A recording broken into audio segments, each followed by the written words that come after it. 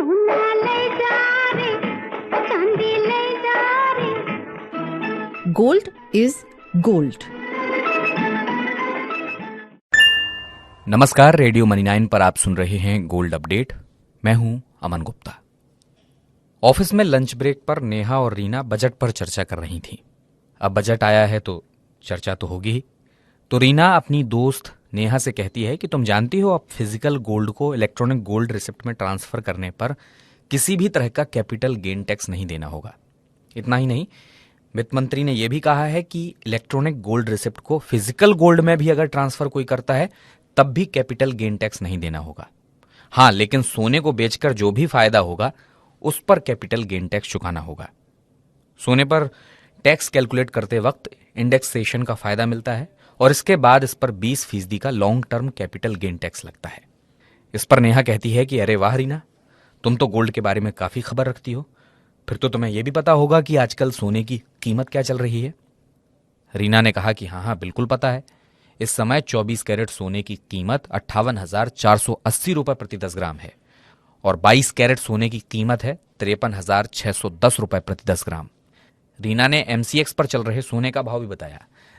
रीना ने बताया कि मल्टी कमोडिटी एक्सचेंज यानी एमसीएक्स पर 5 अप्रैल के लिए गोल्ड फ्यूचर का भाव 57,677 रुपए प्रति 10 ग्राम के भाव पर ट्रेड कर रहा है। वहीं अंतर्राष्ट्रीय बाजार में भी हाजिर सोना 1,914.88 डॉलर प्रति औंस के भाव पर कारोबार कर रहा है। रीना ने कहा कि कई एनालिस्ट का मानना है कि सोने में आगे भी उतार चढ़ाव जारी रहेगा। रीना ने नेहा से कहा कि सोने की कीमतें फिलहाल बहुत बढ़ रही हैं और साथ ही साथ इसकी तस्करी भी बढ़ रही है। रीना बोली कि मैं एक खबर पढ़ रही थी जिसमें लिखा था कि पिछले 6 महीने में लगभग 100 टन सोने को गैर कानूनी तरीके से भारत लाया गया है। इसमें 60% सोना सिर्फ मेघालय और मिजोरम बॉर्डर से लाया गया है।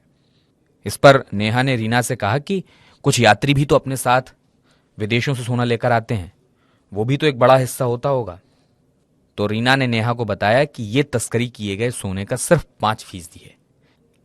तो सोने की तस्करी इसलिए बढ़ रही है क्योंकि मार्केट रेट से ये 3-4% सस्ता बेचा जाता है। इससे पहले नेपाल और पश्चिम बंगाल के बॉर्डर से सबसे ज्यादा सोने की तस्करी होती थी, लेकिन कड़ी सख्ती होने की वजह से अब देश में सोने की तस्करी का हॉटस्पॉट बदल गया है। रीना ने यह भी कहा कि कई fund managers multi asset allocation fund में भी सोने की हिस्सेदारी को बढ़ा रहे हैं। मल्टी एसेट एलोकेशन फंड में सिर्फ एक नहीं बल्कि अलग अलग तरह की एसेट क्लास में निवेश किया जाता है और कई फंड मैनेजर्स ने इक्विटी में फंड की हिस्सेदारी को घटाकर सोने में हिस्सेदारी को बढ़ाया है। नवंबर से दिसंबर के महीने में मल्टी एसेट पोर्टफोलियो में सोने की हिस्सेदारी को 1 से 6% बढ़ाया गया है। Nippon India asset allocator FOF में अक्टूबर के महीने में गोल्ड की हिस्सेदारी 15.58% थी, लेकिन दिसंबर के अंत तक इसे बढ़ाकर 21.24% कर दिया गया। नेहा रीना की सोने को लेकर इतनी सारी जानकारी से हैरान थी। साथ ही साथ वो ये भी मन बना चुकी थी कि अब उसको सोने में कैसे निवेश करना है। फिलहाल गोल्ड अपडेट में बस इतना ही। इस बुलेटिन को आपके लिए तैयार किया है आंचल चौधरी ने। मैं हूं अमन गुप्ता। मनी9 के स्पेशल और एक्सक्लूसिव शोज देखने सुनने के लिए आप मनी9 का मोबाइल ऐप जरूर डाउनलोड कर लीजिए। फिर होगी मुलाकात।